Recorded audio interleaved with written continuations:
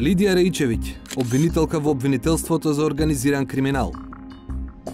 Лидија Петровска, судика која води 3 предмети на СЈО, а која според бомбите е избрана од тефтерчето на Гордана Јанкуловска. Лазар Нанев, судија која водеше групата за контрола на АКМИСот. Катица Јанева, обвинителката која ги истражува сите злоупотреби кои произлегуваат од бомбите. Овој мешан состав се собра на настан организиран од невладината Сите за правишно судење за да дебатира за наодите од мониторингот на случаите од организиран криминал и корупција. Но, извештајот остана во сенка, бидејќи уште на почетокот настанот се претвори во ретроспектива, за тоа што се беше проблем годинава во патот кон правдата.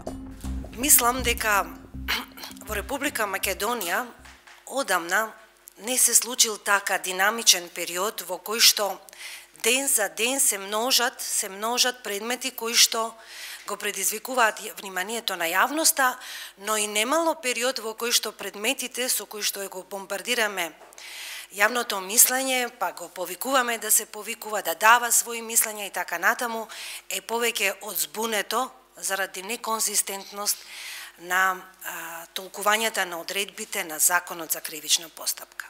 Она што особено и драматично всушност се случуваше и ги детектираше целокупната слика на судството во Република Македонија е однесувањето на повисоките инстанци. Пред се апелациониот суд во Скопје, бидејќи тоа е клучниот суд каде што се одлучуваше за клучните предмети, иако видовме дека веднаш во последните 2 месеца дојде до една, би рекол, сериозна трансформација во делот на однесувањето, иако нели пред 6 месеци белото беше црно, сега имаме дека црното е бело. За тоа како исти одредби се читаат различно, пример беше и самата конференција.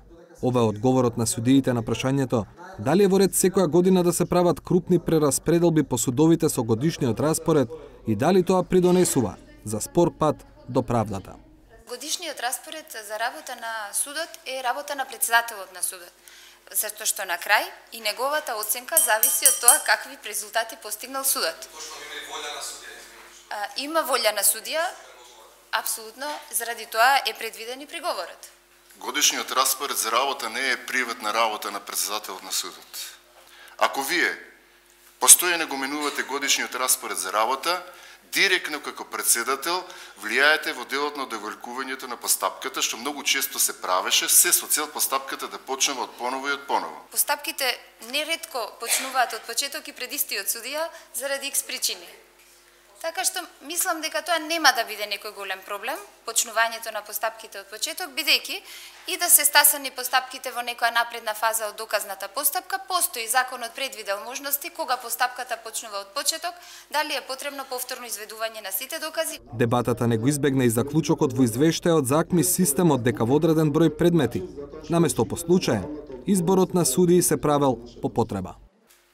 Оттука се поставува прашање дали и во колкава мера злоупотребата на АКМИС системот влијаела на судските постапки.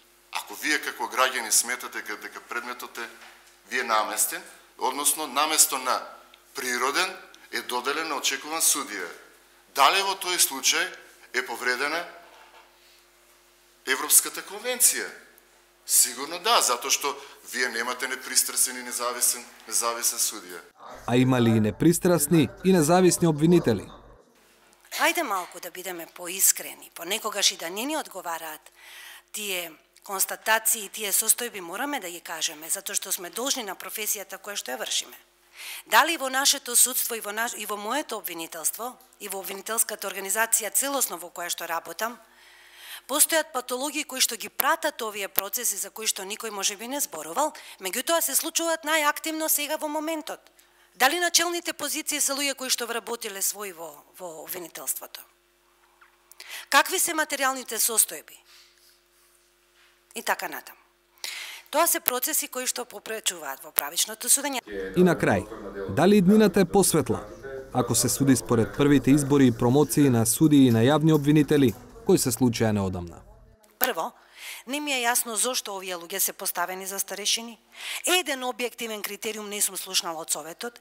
Не ми е јасно зошто тие членови на Советот се уште членови на Советот, кога досега ниједна одлука не ја донесоа како што треба. Избраа во републичко обвинителство обвинители кои што не треба да бидат таму. И повторно без критериум. И јас се чувствувам лошо. И единствената перспектива во овој момент, после волку конкурирање, би сакала да си остварам да се вратам во Скопското обвинителство.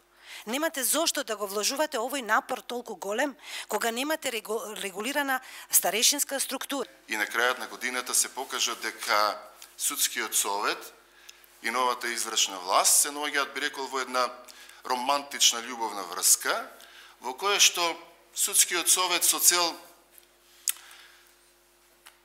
да се додвори на новата извршна власт и да се спаси од своите злодела, нели се додворува, а овие другите не баре сакаат и се борат за независност, ама Бога мола да ја нема независноста на Судскиот совет со цел во периодот кој што следува своите кумовчиња, другарчиња од средното образование или од основната школа да ги сместат таму кај што треба, па можеби за година, две ќе се променат и таквите состојби.